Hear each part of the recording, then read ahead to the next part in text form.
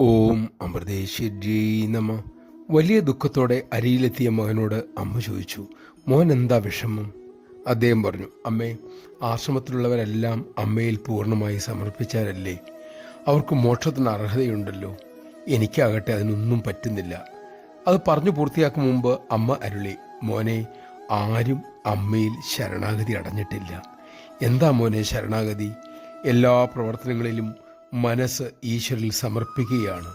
അതായത് ഏത് കർമ്മം ചെയ്യുമ്പോഴും ഈശ്വര സ്മരണ. കർമ്മത്തിൻ്റെ ഫലം എന്തുവായിക്കൊള്ളട്ടെ, അത് ഈശ്വരൻ്റെ സമ്മാനം എന്ന് കരുതി സ്വീകരിക്കുക. അതാണ് ശരണാഗതി. അങ്ങനെ ആരുണ്ട്? നമഃശിവായ. ശരണാഗതിക്കായി അമ്മ തന്നെ അരുളുന്നൊരു വഴിയുണ്ട്.